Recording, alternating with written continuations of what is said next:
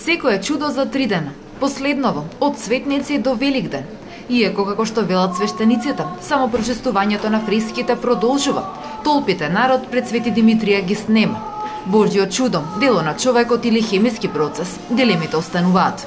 Мислам дека луѓето постапуваат според поговорка секој е чудо за 3 дена. То не е убаво од моја страна, ама така се однесуваат. Сега е јасно, свети некоја светлина, нешто има Божјо чудо. Нормално што модам од црква, верувам во некоја сила, но сепак ќе кажат постручни лица од мене. Како појава е интересно да се види и побудува не само кај мене интересирање, како што видовте кај многумина, но ќе докажат. Додека свештениците повикуваат на верба во Бога, од Националниот институт за конзервација молчат веќе половина месец. Примероците од фреските и иконите во Свети Димитрија допрва ќе се испитуваат. На молкот на институциите, експертите повторно реагираат. Науката веќе има одговор, но кога тука ќе се вмешаат и црквата и политиката, само тогаш се случуваат чуда.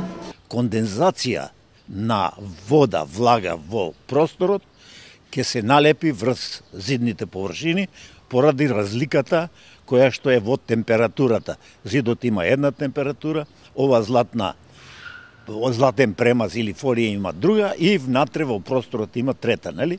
И тука се прави кондензација. Таа кондензација која ќе достигне до еден максимум ќе почне да тече и нормално што има врз ореолите или врз зидното сликарство. Има прав и саги.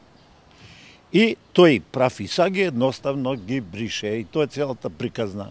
Од тука, вели Балабанов, должност на научните институции е да го прекинат молкот и да го констатираат она што е очигледно. Често пати, кога сме имале такви случаи, нели, во одредени објекти, многу брзо тоа можело да се констатира, бидејќи ако со прст само се обидете, нели, да го избришете тоа, ќе видите дека тоа може да се избрише, а во овој случај, по моje мислење, е употребуван и некоја алатка, да речеме крпа и така натаму, за да се тоа малку посветне отколку што во суштина самото, нели, се исчистило. Тоа е све.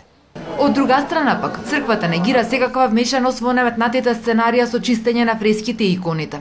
За свештениците, случувањата во Свети Димитрија се Божјо дело кое се уште трае. Велат, не им требаат чуда за да веруваат во Бога. Чуда требаат за скептиците, кои сега ги нарекоа духовни јаничари.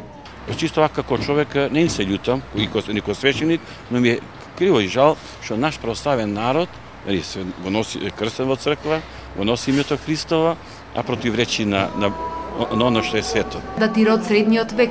Најголемиот дел од сегашните фрески биле насликани непосредно по Скопскиот земјотрес.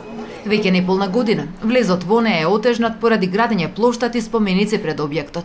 Исто толку време, по барање на црковниот врв, палењето свеќи во внатрешноста на храмот е забрането.